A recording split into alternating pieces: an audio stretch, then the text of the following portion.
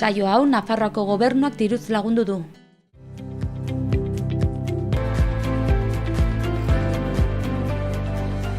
Ez dakit, nik irakasle papera hartu behar dudan, makilak eta ekarri ditut. Garai baten, ni eskolara baten itzanean, irakasleak makila ere izaten zutelako. Ez, begira. Adeile, jakin hainbat alditan egon geha elkarrekin, eta harreman politia dugu, eta esan zenidanean, onera euskaltegira etortzeko, zerbait eskaini nahi nizuen, ez? Nuen nahi izatea, etorrita kontutxo batzuk esatea. Orduan, azken urte honetan, lantxo bati bueltak ematen ibili naiz, prestatu dut lan bat, harria jasoaz neurri batean, eta gaur, lan hori eskainiko dizuet, naiz eta harria ez jaso. Gainontzekoa, antzeko zerbait izango da. Harriaren inguruko istorio bat kontatu nahi dizuet. Eta hortarako, istorio hori azaltzeko, harri batzuk ere ekarri ditut, eta hasi egingo naiz eta aber gustoko duzu. Bale? Eskerrik asko.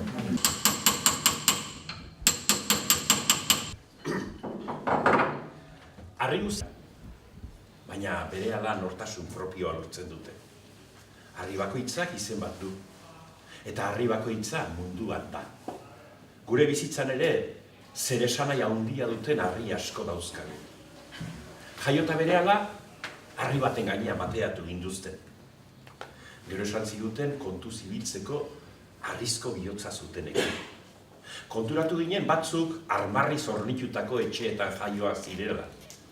Eta beste batzuei egindakoagatik edo izandakoagatik oroitarriak eskaintzen zizkietela. Esan ziguten bizitzan aurrera egiteko oinarri sendoak behar zirela. Ikusi genuen bizitza mugarriz beteta dagoela. Eta bukatutakoan badakigu mugarririk astunena gainean jarriko digutela, ilarria. Eta ilarriak bizi honen argiak itzatzen dizkigu. Baina nolakoak dira harriak? Ze alde dago batetik bestera? Zertan dago alde hori? Harriak hor daude, nun nahi? Eta distraitu xamar dabilenak estropozu egiten du berarekin. Bide luzean oinez nekatuta datorrenak harri bat ikusten duenean, zer egiten du? Jaka, eseri, deskantzu pixka bat hartzeko. Miguel Angelek harrian sekulako eskulturak egin zituen eta bizi osoan jendetza liluratzen jarraituko dute. Ekintzaileak inguruko harria bildu eta etxe bat egiten hasiko da. Biolentoa denak harri hartuta bortizki botako dizu. Umetxoak harri hartutakoan jostailu bihurtzen du. Beste batzu berriz, harri hori hartuta bizkarrera jaso nahian sekulako aleginak egiten dituzte. Ikuste duzuen, ze erabilera ezberdin harriarentzat.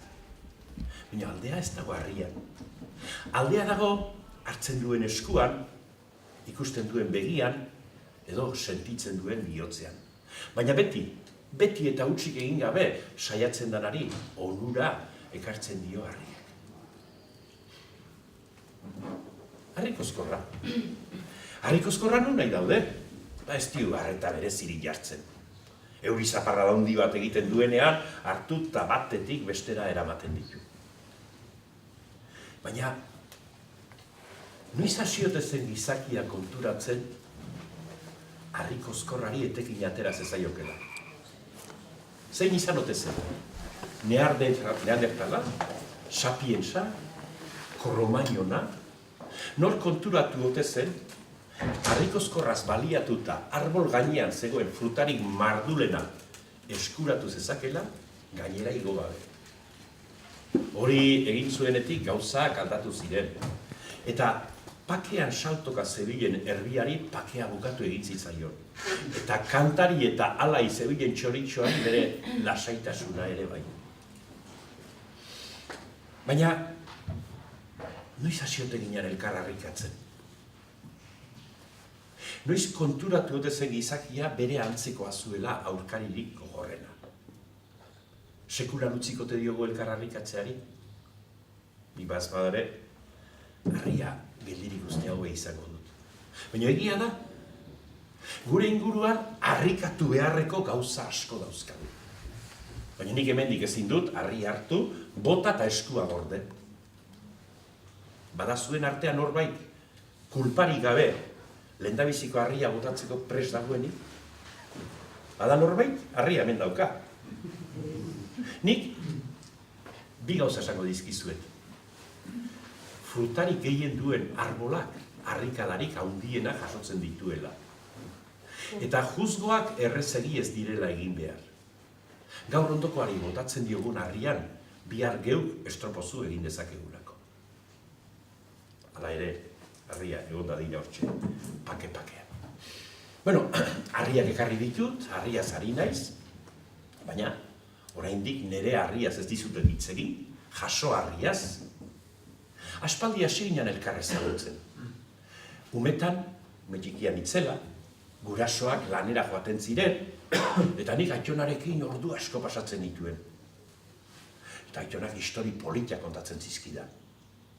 Histori politak, bertso zarra kantatu, ordu asko pasatzen genituen elkarrekin. Eta nik esaten nion behin eta berez, Aitona, kontatu motz gorriaren historia. Aitonak, Inazio, lehen ere 1000 aldiz kontatu diat, motel. Baina beste behin kontatuko diat ba. Motz gorria, bizkorra uan, oso bizkorra.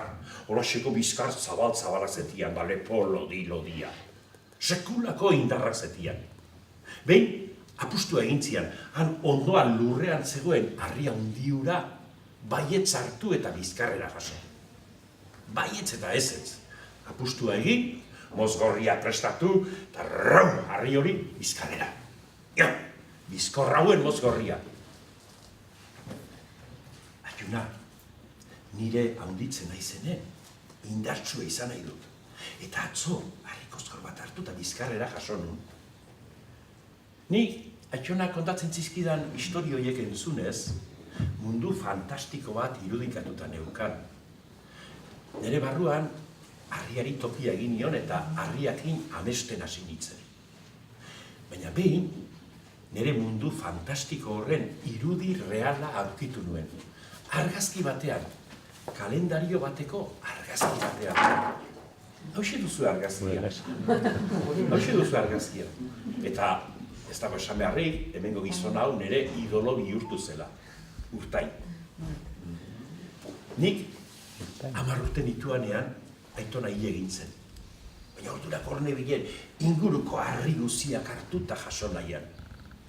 Baina, atxa konturatu zen, eta egun batean herrita egin ziran.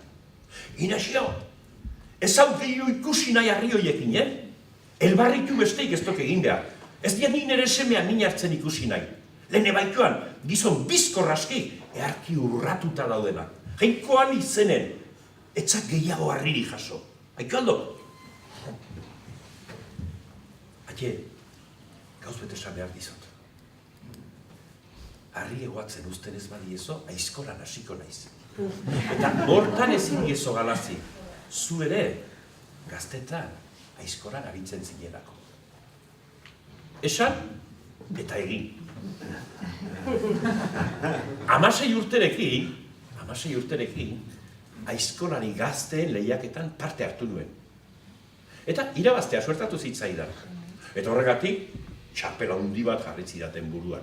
Nik etxean, Aitona eta Aitea beti txapelakin ikusten nituen, baina orduan konturatu nintzen euskaldunentzat txapelak zer esan nahi zuen. Munduan toki askotan erabiltzen dute txapela, baina hemen bakarrik irabaztunari txapela jarri eta txapeldun deitzen diogu.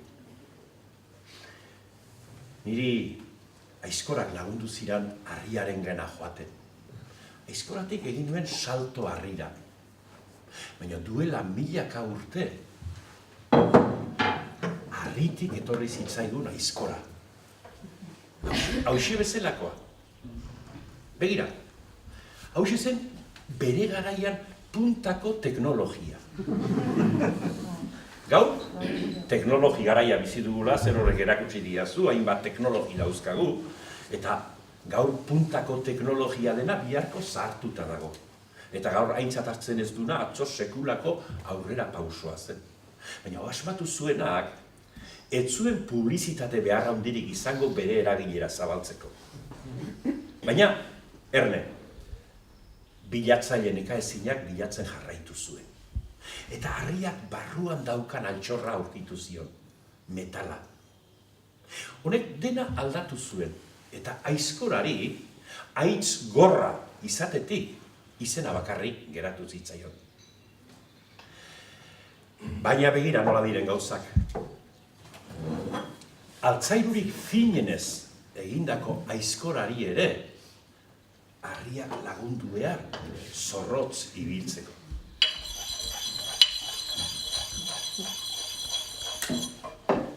Metala eta harria, bikote bana ezina bihurtu ziren.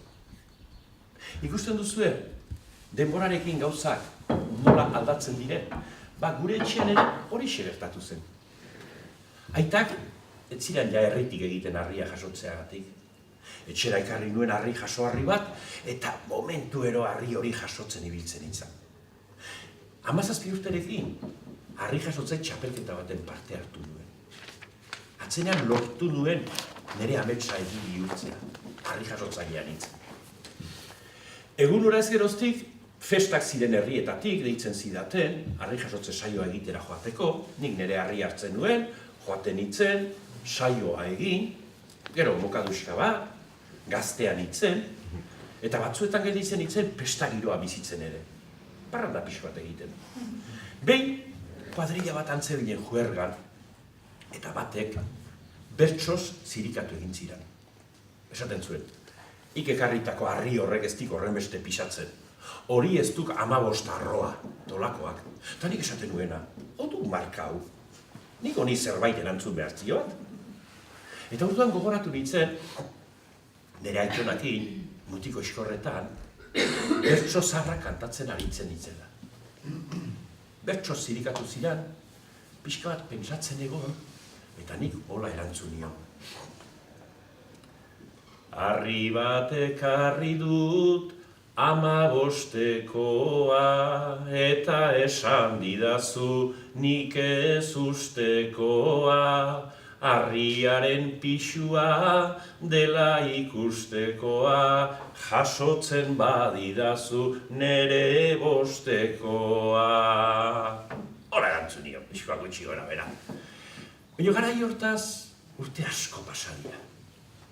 Azkar pasatzen dira urteak, azkar pasatzen dira. Eta denboraz eta garaietaz eta hitz egiten dugunean, badu ohitura bat gure burua tartean jartzeko. Sekula guzia nola izan du, nik bizi osoa nola ezagutu diat. Baina hemen ere, harriak ematen dizkigu, harriri politenak. Gizakiaren ibilbideaz hitz egiterakoan harriaroaz hitz egiten dugu. Paleolitikoaz, neolitikoaz, megalitikoaz. Baina milioika eta milioika urteetan atzera jo nahi baldin badugu eta garai hartako izatea nolakoa zen ikusi, harrituta geldituko bera, harritutakoa aurkitutakoan, fosilizatua. Hementxe dago garai hartako izatea. Baina Erne, urteetako garraioaren bidez, urtanta batek harria sortu dezake. Onoko hauxe bezalakoa. Pentsatu, zenbat urteetako lana dagoen hemen. Baina era berean, milaka eta milaka eta milaka urtanta ari dira lanean. Eta lurraren sabelak artelanez beteta daude. Eta halako batean, txirrikituen batetik gure begiek hori ikusteko aukera izaten badute, liluratuta gelditzen dira. Ikusten duzue naturak ze gauz politak egiten dizkidu, baina Erne, gizakia ere etzegoen lo. Eta hortze bile saiatzen dalako batean, konturatu zen, bi harri hartuta. Elkarri joka, txinpartak ateratzen zituela. Eta handik aurrera, nun nahi eta nuiz nahi sua egintzezaken. Eta honek gauzak aldatu zizkion. Suak argia ematen zion. Suak beroa ematen zion. Eta bizitzeko behar zituen janoiek jangarriago bihurtzen zizkion suak. Jatea plazerra bihurtu zen. Eta jateaz gozatu beharra zegoen. Zer egin zuen? jan horrentzat ontzia, hauxe bezalakoa, aitz bila, aitz borobila, gaur platera deitzen diogu. Eta hemen, hasten dira abian, hitzak, ontziak, tresnak, aitzurra, aizkora, aiztoa, aitz bila, zulaka hitza, azkena, hitzak eta harriak. Lehen gizakiak bere aurrera pausoiek, ez zituen emango olaxe bere ala tipitapa. Milaka aproba egingo zituen, milaka aproba, eta alako batean, aiba, badia bide berri bat. Eta nik nire harriakin hori egin duen. Harria jasotzeko bazegoen modu bat, modu hori nahiko zaila zen, arazoa sortzen zituen, eta ni probak ibili nintzen, harria hartu alde batera, bestera, modu bat, beste bat. Eta atzenean aurkitu nuen harri hori errezago gerrina ekartzeko modu bat. Iraultza txiki bat izan zen. Baina berehala harri jasotzaile guziek beren harria handia jasotzeko teknika hori hartu zuten. Harria jasotzeko indarra behar da. Teknika ere bai. Fisika badago, kimika ere bai, eta prestaketak. Prestaketak sekulako garrantzia dute. Gaur egun, norbaitek esaten du, nik kirola egin nahi dut. Oso ongi, ze kirol mota egin nahi duzu? Bueno, ze kirol mota egin nahi duzu, halako prestaketa. Gaur baditugu prestatzaile fisikoak, nutrologoak, kiroldendak, kiroldegiak, mila gauz ditugu. Lehenago etzen olakorik, lehenago zen lana gurea behintzat eta lanetik sortzen ziren kirolak. Eta prestaketak benetan garrantzia baduela. Baina begira, nik esan behar dizuedan hau, pixka bat pentsatu xoa nora noan. Lana kirol bihurtua da, herri kirola. Orduan prestaketa zertzen. Harri jasotzailea bazinen, ariketa batzuk egin, hortara joateko denbora gehigirik etzinuen, etzinean kirolaria, lana egiten zinuen eta kirola egiten zenuen. Eta bizimodu normala. Eta behin gogoratzen naiz, errekor bat egin behar nuen, larun bat eguardia zan, eta harriakin proba egin nuen, eta hartuta ezin nuen jaso. Triste, zinuen jaso. Baina larun eta arratsalde hartan, bazen jaialdi bat, baserri bat erre egin zen eta dirua biltzeko. Bizkaian zen. Eta joan nintzen jaialdi hartara, saioa egin nuen, eta esan nien, banoa etxera, errekorra daukat hemendik egun batzuetara, eta ez nahi oso konforme, eta gizona, afaldu beharko duzu, baina etxera, hemen Bizkaitik nola joan gozea, eta ez etxera noa, eta gizona, baina etxean ere afaldu beharko duzu, eta gelditu hemen. Bale, konforme, gelditu nintzen afaltzen, afaldu nuen, lagun arte polita zegoen, eta afalondoan, normala bezala zen garai hartan, kafea, kopa eta purua. Gaur egun erretzea, orain dela urte gutxi, normala zen. Eta ni hasi nintzenean, nire aurreko kirolariak, purua erretzen ikusten nituen. Eta, karo, nik errekorra egin behar nuela eta pururik eta erregabe. Egun hartan, arratsalde hartan, lagun artean, kafea, kopa eta purue. Eta gero, bigarren kopatxoa patxaran ere bai. Eta oso gustora negoen, oso gustora sentitu nintzen, eta etxera bidean esan nuen, bihar berriz harriakin proba egin behar dut. Eta aurregunean, harria hartu eta bizkarrera jaso nuen. Horrek ez du esan nahi, purua erretzea ona denik harria antxatzeko. Baina ze gertatzen zen, nire buruan zegoen, rekorra egiteko gauz batzuk egiteari utzi behar diot. Eta, esan nuen, ez, gauza horiek egin ez ere harria jaso dezaket, horrek lasaitasun pixka bat eman ziren. Hori da guzia. Hori guz dezagur eta ariketa txiki bat egin behar dut. Zue badakizu harria handi bat nola jasotzen denez, pausoz pauso hartu, eta lurretik tira eta autori. Begiak itxi behar dituzue, denak. Denak begiak itxi. Eta irudikatu behar duzue, zuen aurrek aldean, harri bat dagoela.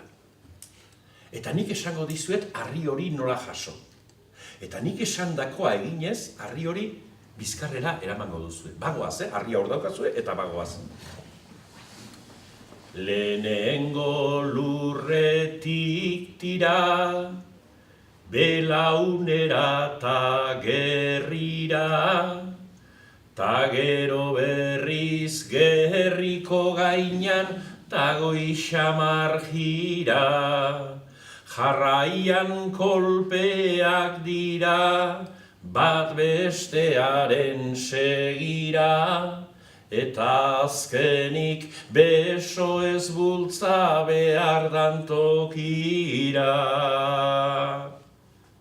Jaso duzue? Edo batek lo hartu du. Bueno, nik honekin erakutsi nahi nizuen, imaginazioak zer lan egiten duen. Nik ariketa hori egunero egiten duen. Arratsaldean harriak jasotzen aritzen hitzen, baina gauean ohera joandakoan begiak itxi, eta bisualki, nolabait, irudikatzen nuen jasoaldi hori. Eta horrek sekulako eragina du, bere esanahia.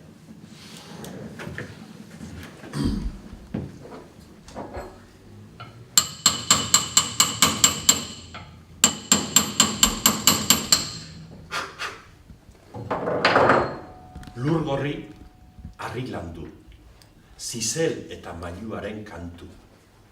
Hori esan digu gure poeta kantariak. Baina pentsatu alduzue, eta saringo naiz, pentsatu alduzue zenbat milioi orduz entzun izango den kantu hau mundu luze zabalean. Edozein tokitara goazela, harri landua aurkitzen dugu. Eta gaur, herria handi xamar batea edo hiri batea sartzen garenean karteltxoa daude. Alde zaharra.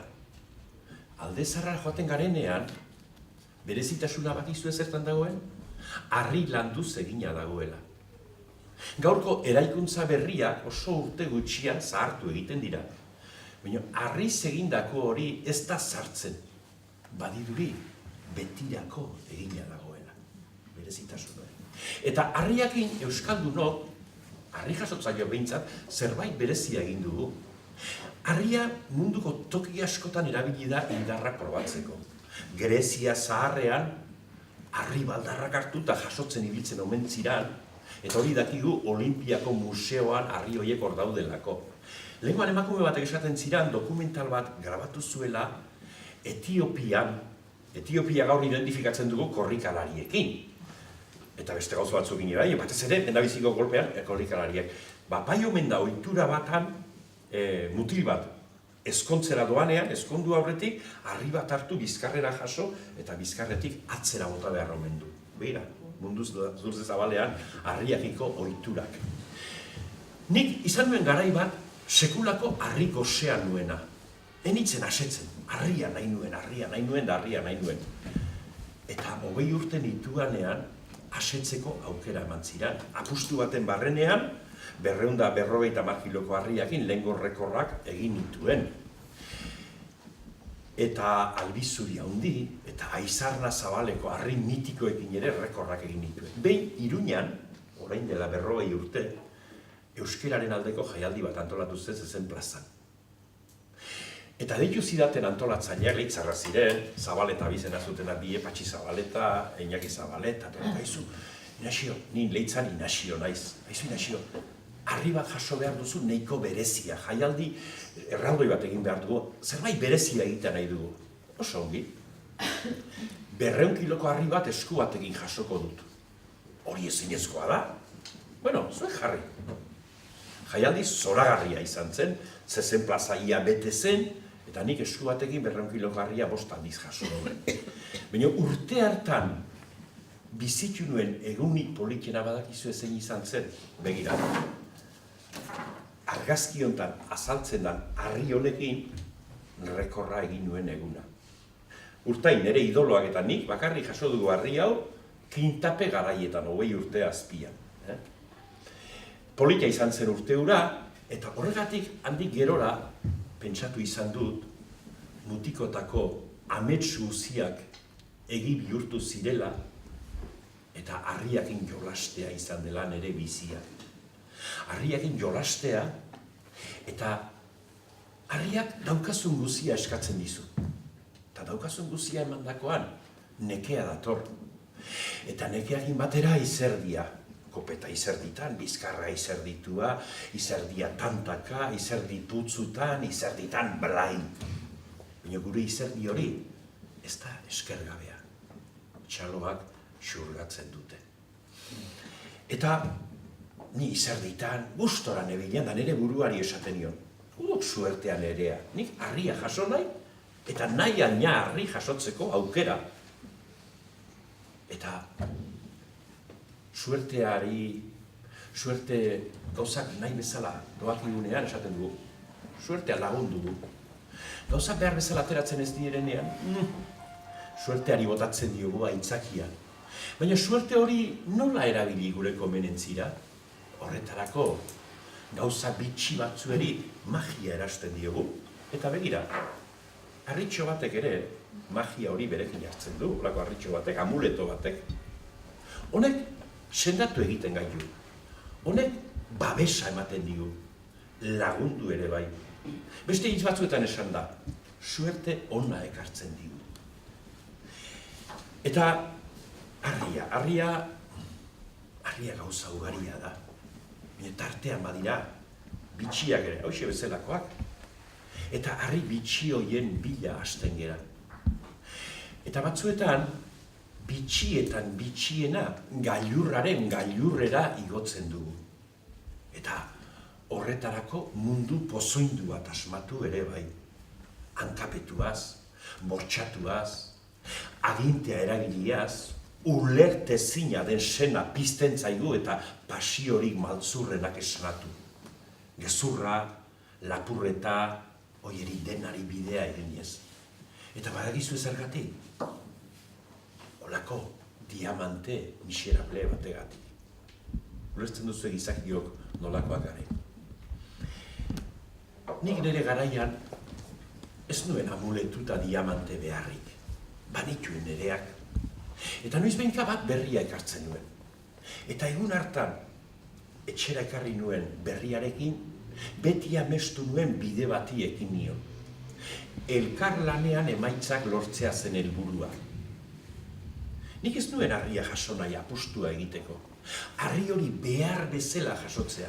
Hori izan nire benetako apustua. Benetako apustua. Eta ni puntu ontara etortzen naizenean, badakizu zeinetaz gogoratzen naizen? Sisifoz. Badakizuen hortzen Sisifo? Sisifo zen, garai bateko Grezia zaharreko gizon bat. Eta orduko greziar jainkoeri trampatxo bat egin, eta infernutik alde egin zuen. Baina jainko horiek kondena bat bota zioten. Sisifo izajoak bizi osoa pasa behar zuen, harri bat hartu eta bultza, mendimuturrera jo eramaten. Eta mendimuturrera irisen zanean, harria pum, berriz amilde gira. Sisifo atzetik joan eta berriz gauza bera. Eta hola, bere existentzi osoan. Badakizuen hortzen Albert Camus. Albert Camusek existentzi absurdoaren lekuko Sisifo jarri zuen. Eskerrak, Sisifo ez gintuen ezagutu gu euskaldunok. Atera kontuak, bat harria jasotzen. Hartu, jaso, bota, eta berriz jaso. Eta bere ingurukoak hori txalotzen. Eta Sisifok ez ezik, Albert Camusek hori ikusi bat zuen, zerbait esango zuen. Sisifok izajoa, nahiko lan bat zuen bere harriarekin. Baina nik, harri bakarra ez nuen, harri asko nituen. Eta nire harri tokian, jasotzen nuen tokian, hola hilaran jartzen nituen. Horma bat egiten ari baniz bezala. Baina lan hortan izaki aspaldi hasi zen. Eta harriakin puzlerik zoragarriena egiten ikasi zuen. Horma egiten ikasi zuen. Eta horretarako harri txarrik etzen, harri guziak bazuten bere tokia. Luzeak, zabalak, txikiak, haundiak, denak elkartuta egiten zuen horma eta denak zuten bete beharreko tokia. Pentsatzen duzue, ze gizarte polita izango genuken, pertsona guziok bete beharreko toki bat izango bagenu. Gura izango litzake gizarte justoa. Baina ezin du gizarte justoaz hitz egin, pertson bakar bat goseak hiltzen den bitartean. Eta begira zazue, ni gaur orain mentxe, zuekin hizketan hasi naizenez geroztik pentsa pertson bat baino gehiago goseak hil direla. Nola hitz egin behar dugu gizarte justuaz.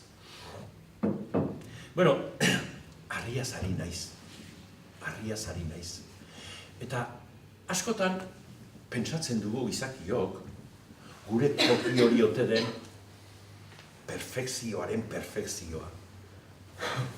Benetan pentsatu beharko genuke hori alda gure perfekzioaren gailurra. Eta hemen ere lezioa harriak ematen digu. Begira, hoxe. Hau asmatu zuenak ere artista izango zen, harri bat eta makila bat elkarri lotu, eta handik aurrera, zaztakorik bizienez ehizatuko zituen bere ehizak. Baina erne, ehizarako asmatu zen, baina berehala hau beste eginkizun bat betetzen hasi zen. Etengabeko borroka eta odol isurtzen dabilen gizakiaren lagun eta etsai bihurtu baizen azkona. Harria, gizakia eta natura. Eta nik askotan pentsatzen dut, ez algera ari geren burua harrikatzen. Natura gure etxea da, baina ez gaude bakarrik. Gainera, azkena etorri ginen. Nork esan digu denen gainetik gaudela. Ez algenuko pentsatu behar, nondik atozen eta nora joan behar dugu. Begira, ustez aintzat hartzen ez ditugun eta gure arkapean dauzkagun txingurritxoak. Desagertuko balira, sekulako desoreka etorriko litzaioke naturari. Baina pentsa dezagun, gu gizakiok desagertuko bagina, zer gertatuko litzaioke naturari? Galdu, ala irabazi egingo luke. Nik uste hor pentsatzeko zerbait badugula.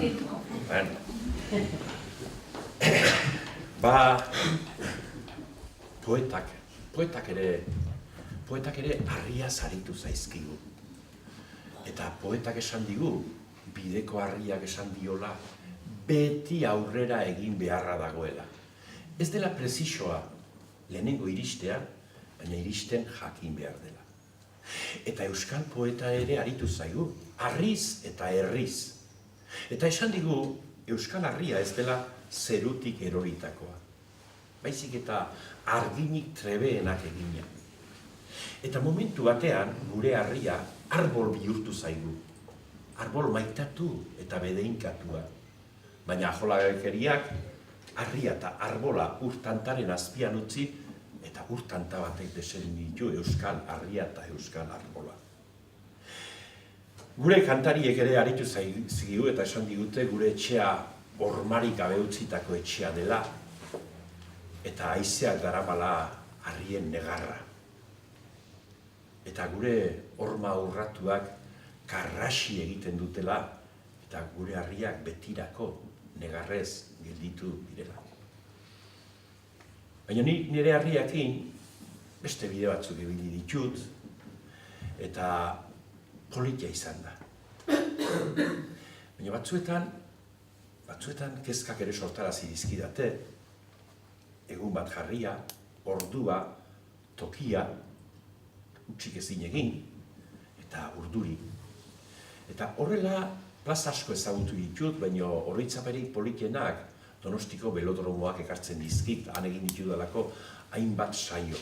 Harria hartu, joan, eta jasotakoan jendeak, honek honezkero etxean zenbat aldiz jaso ote du harri hori. Baina ez pentsa, etxeko ibilerak ere beti xamurrak eta beti erresak izan diren. 300 kilo gutxita, beste batzuk erantzita, bizkarrera arte zingelditu jasotzen hasita, egun batzutan etxita, beste batzutan hautsita, eta inoiz kezkaz indarrak galduta dauzkaz, galdu inaizon. Egun batzutan etxita, beste batzutan atxita, ta inoiz kezkaz ote gabiltzan indarrak etxita. Buruz ikasitako bertsoaren akatsagoa izaten dire bisoak altzeakin. Behin, Donostiko belodromoan, harri bat jaso behar nuen, prestatu nintzen, harriaren gena joan, ekin eta tira nionean, prast, galtzak erditik hautsi zitzaizkien. Eta harririk ezin nuen jaso. Baina jendea belodromoan urrutian zegoen eta etzen konturatu, eta gaur zer gertatzen zaidinak hiri harria ezin du jaso. Halako batean esatariak mikrofono hartu zuen eta barkatu perurenari galtzak hautsi zaizkio eta harririk ezin du jaso. Jendeak parra egin zuen. Baina antolatzaileek esan zidaten, nahi baduzu hemendik 15 berriz etorri. Handik 15 galtzak ongi josi nituen, beste pare bat berria egin duen, harri hartu eta Donostira. Eta bidean nindoala esaten nion nire buruari, Euskadiko 6 orduek belodromoa betetzen dute, baina gaur nire aleginakin bakarrik, ez da inorra hondirik izango. Eta furgonetakin belodromora sartu nitzenean, belodromoa beteta zegoela ikusi nuen. Bihotza zizitzaian zapa. Hau zer da, eta, holako giro bati eskerrak eman behar nizkion, eta harri jasotzaile bezala, eskerrak emateko nire harria behin jaso beharrean, 2 jasoaldi eman nizkion. Eta gero esan nion nire buruari egunar bakarrik kitzatzen zituela nire bizi osoko aleginak. Bueno, ni harriakin batetik bestera ibili izan naiz, eta tokiak eta kulturak eta jendeak ikusi ditut, oso politia izan da, baina nire herria, nire lurra, nire giroa txokoz txoko ezagutzeko aukera polit hori izan da denetan politena. Bueno, telebistako platoetan ere ibili izan naiz, nire harriekin, eta gogoratzen naiz Japonen egon itzanean, bezperan, ensaio bat egin genuen, eta osatzidaten, bihar zuzenean izango da goizeko 7:00, nunbait goizeko 7:00 da jendeak gehien ikusten duen ordua. Lanera joan aurretik eta ikasketak egitera joan aurretik, eta familia gosaltzeko elkarrekin biltzen direla, 7:00. Baina 7:00 izango da zuzenekoa, baina aurretik beste ensaio bat goizeko 5:00. Eta ensaio 5:00 egiteko, platora jo behar nuen lehenagotik, eta goizeko 3:00 hotelean jeiki, tolata esanien aizu, nik nire harri hori ez dut jasotzen edozein moduz goizeko 5:00 ensaioetan, zu lasai. Urregunea joan nintzen, eta nik joateako zeukaten kartoizko harri bat egina, nirearen neurrikoa ensaioetan ez nekatzeko, ez? Eta, baditut hainbat oroitzapen, gogoratzen naiz Parisen, Incredible izeneko programa bat zen, eta nik harria jasotzera gara joan nintzen, ondela ia 40 urte. Bezperan ensaioak egin genituen, aurkezlea bazekin nik frantsesez hitzik ez nekiela. Hurrengo egun etorri zen, eta zuzenean hasi ginenean, mikroa jarri, eta frantsesez egin ziren galdera bat. Harritu eta berari begira. Halako batean, bizkarrean eskua jarri nion, eta euskeraz erantzun nion. Zu badakizu nik frantsesez ez dakidala, baina ni onera harria jasotzera etorri naiz, eta zure baimenakin horixe egingo dut, eta bera utzi eta harria jasotzera joan nintzen. Eta, Alemaniarrak merkatu batuan Espainia sartu zenean, eta, hemen inguruko bitxikeriak eta grabatzeko, eta Madride ditu ziguten, mindegia eta larretxea aizkolariak, eta zelai eta ni harri jasotzera. Badakizuen honi ingen genuen grabaketa? Corral de la Pacheca, flamenkoko tabladu batean. Japonek saioa egitera joateko jartzen ziguten musikatxo bat. Badakizu ze musika jartzen ziguten? Flamenkoa. Beraiek Hispania hori flamenkoak identifikatzen zuten, eta guk esan genion. Ez da musika hau precisamente gureak izan. Lasai. Beste bat jarriko dugu, eta badakizu ze jarri zuen Rocky pelikulako banda aldu zuena egintza zuen. Eta nik 300 kilo jaso nituenean, horrek oihartzuna eman zion aleginari, eta hainbat tokitat iraintzen zidaten, hainbat elkarrizketa ere bai, hainbat kazetari batzuk berezi xamarrak ere izaten dira. Azken aldian niri kazetari batek egindeko galdera batzuk YouTubeen da horri ziren, baina kazetari asko eta asko poltsikoan ekartzen zuten galdera bat, Aizu Iñaki, 300 kiloko harri horiek eta jasotzeko zenbat kiloko txuleta jan dituzu. Nik nik argia gauza hona da, jaten du, baina ez dut sekulan kiloko txuletari jan, eta pixko bat hola behitzen dizu modu txarrean, eta beste galdera batzuk egin, berriz etortzen dat esaten dizu. Kiloko txuletare bat jan izango duzu, ez bat. Handik egunetara irakurtzen hasten zera eta hor jartzen du. Etzen ausartu esatea, baina antzeman genion, kiloko txuletak jarri. Bueno, orduan, zenbait kazetarik zerbait jarri nahi duenean jarri egiten duela. Badut, telebistan egon itzeneko oroitzapen polit bat, Madriden, orain dela 30 urte, orduan, telebista zen frigorifikoa edo arropa garbitzeko tresna bezala entxufatuta. Telebistak ere ematen zuena ikusi behartzen duen, etzen mandori gaur bezala, etzen gaur bezala oinbeste kate eta. Bueno, itxura danez, han egon itzen egun hartakoa jende asko ikusi omen zuen, eta harria jaso nuen, dantzan egin nuen, klake dantzatu nuen, ere sombrero, bastoi eta guzi, ni parekien telebistak showa nahi izaten du. Baina nik ere garbi neukan topiko batzuk apurtu beharra zegoela. Eta jendeak ikusi zezala, harri jasotzaile batek, harri jasotzaile izateaz gain, beste edozein pertsonak egiten dituen gauzak egin dezazkela. Eta, bueno, dantzan egin nuen, galderak egin zizkidaten, harria jaso nuen, eta gero galdera horietan, aizu Iñaki eta harria jasotzeaz gain, beste zaletasunik baduzuta. Izango ez du, beste edozein pertsona bezala. Marraztea gustatzen zait, bertsoa maite dut, esanien, beira, duela egun gutxi, nire seme txikia Xabier jaio da, eta nire emazteari bertso batzuk eskaini dizkiot. Eta nahi baduzue, bat kantatu egingo dizuet. Eta hauxe, telebistan kantatu nuen. Hilabeteak bederatzieta, eguna ere berezia, gau epela hartan hain goxo ginean, eskaini nizun azia. Gaur indarkadaz eta oinazez, eman diozu bizia. Zurea zendun, zurea dezu, baina ondo merezia. Bueno, pixka bat, nahi nuen hor topikoietatik pixka bat ateratzea. Eta nunbait, saio hauek jende dexentek ikusi zuen. Handik egunetara, Alicanteko herri bateko alkateak deitu zidan. Aizu Iñaki, herriko festatitugu eta nahi dut zu onera harri jarotze saio bat egitera etortzea, eta baita ere bestetako pregoia egitea. Furgoneta hartu nuen ere harriak egin da, trapa. Noizbait iritsi nintzen San Vicente del Raspeig Alicanteko herri batera. Ara joan, harria jaso nuen, pregoia egin nuen, eta gero bazkari bat zegoen, eta bazkari hortan agintariek, pestetako erregina, eta sekulako pompak intzeuden pestak.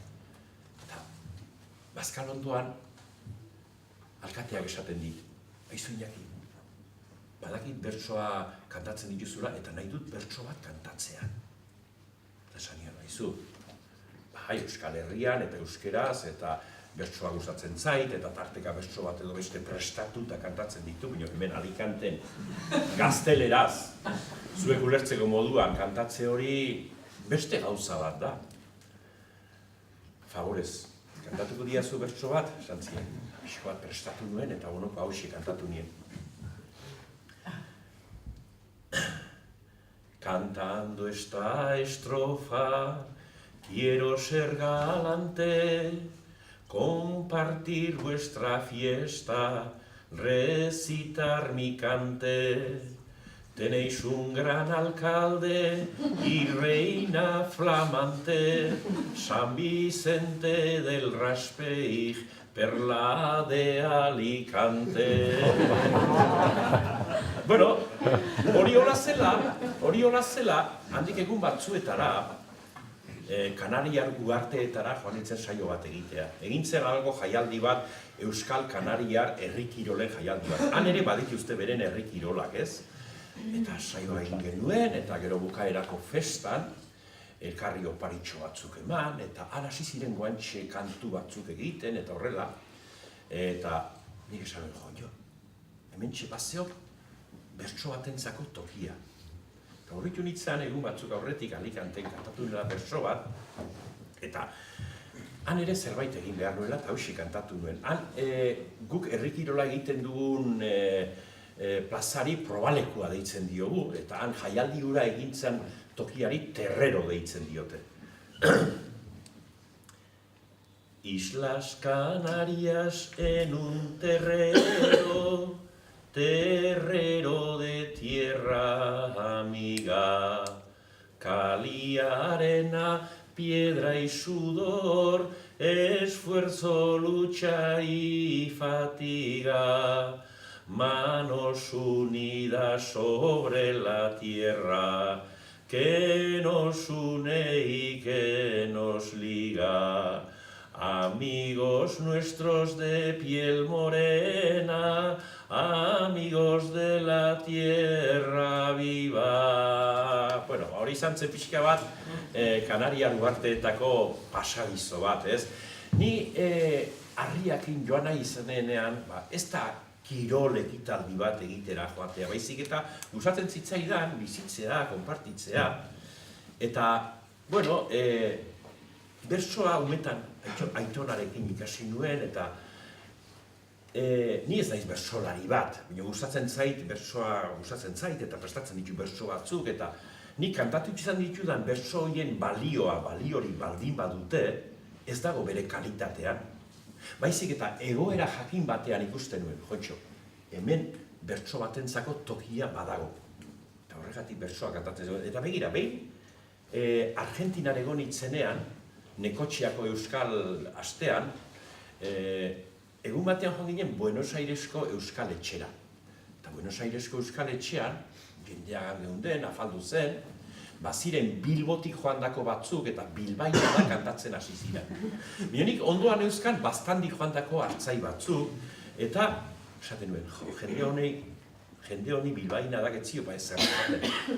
Orduan, paper bat, mai gaineko mantela paperezkoan bolirafo hartu, eta bertso batzuk idatzi nituen, eta nik uste merezi izan zuela, eta eskertu zuten baztandi joandako gazte haiek, eta hauxe da lehendabiziko bertsoa.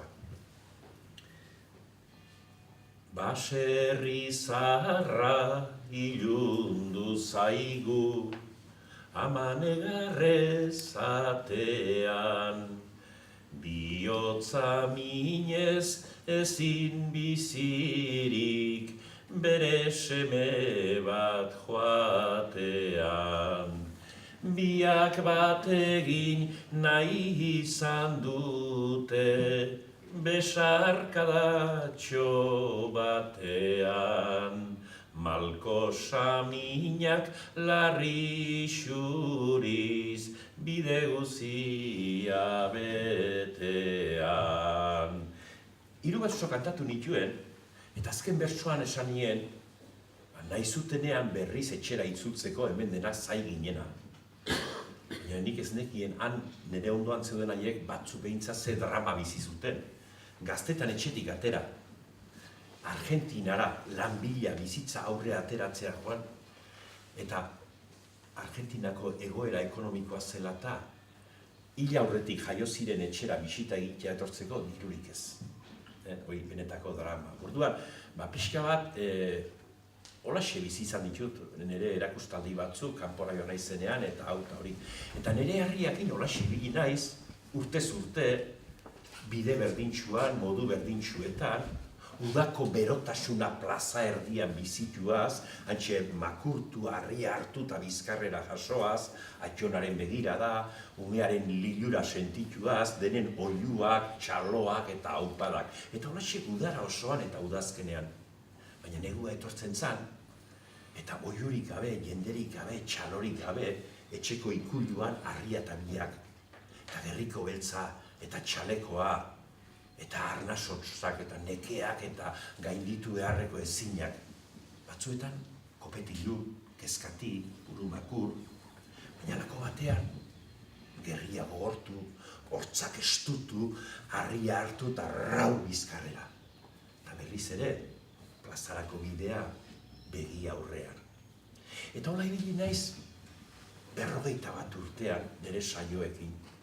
Baina egun batean mina nuen, ezin nuen, medikoaren gena joan itzen, eta medikoak esan ziren, Iñaki, etzazu gehiago harriri jaso.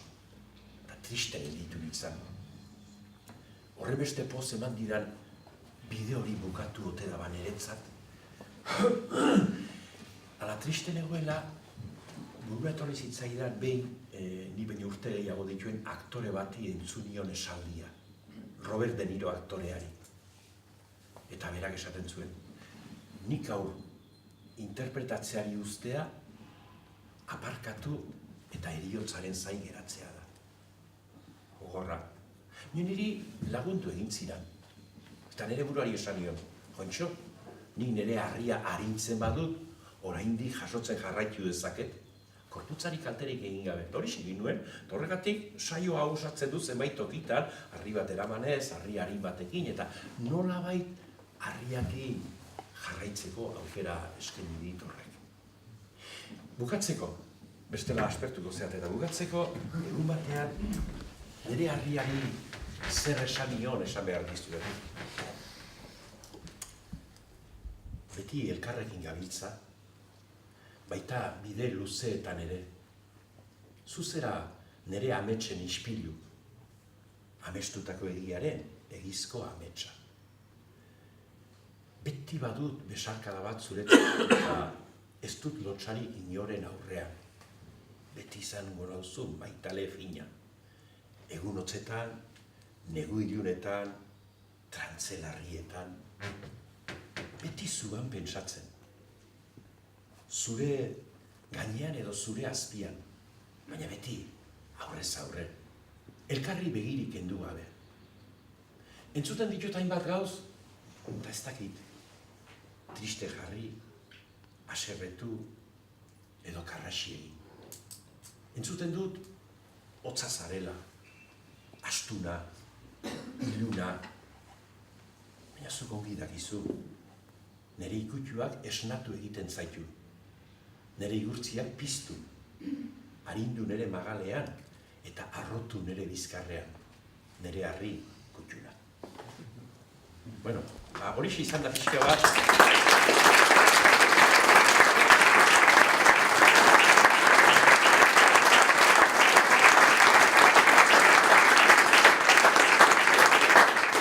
Izan da pixko bat, nik egiten dudan saioa zergatik. Harri jasotzaile batek, plazan ikusten dan irudi horretaz aparte, beste mundu bat baduela azaltzeko. Gutxienez, ni behintzat gauzakola ikusten ditut, eta pentsatzen dut, aberasgarri izan litekela, eta laguntzen duela, gure izatea nolakoa den ulertzeko. Eskerrik asko.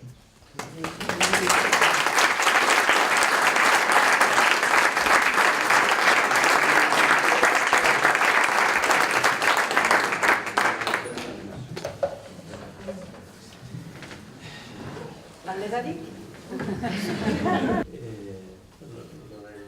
Mariskal, bidea izan zen zure laguntza, zenbat aldiz altxatu zenuen egun horretan? 1 kiloko harri bat jaso nuen 1007. 1007. 9 ordu eta 10 minutu. Nik garaiko berezia bizitu duan orduan, lagundu behar zuten garaietan lagundu etzidatenak eur pixka bat ere eman zidaten, Nafarro hau badakizu nolakoa den.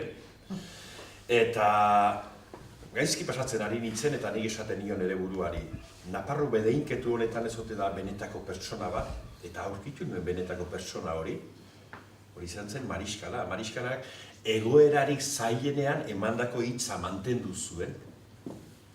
Eta Mariskalak Nafarroako benetako eroe beharko luke, eta ia arrotz pasatu da inbez denboraten, eta nik uste badela garaiet horregatik Peruarri mariskalaren omenez egindako irudi bat egin nuen, eta egun hartan, niri mariskala lagundu zidan. Mariskalak ez zuen etxita, nik ere esan ez dut etxiko hau egin arte, eta sekulako laguntza izan zen mariskalak eman zidana. Bai. Oso ongi.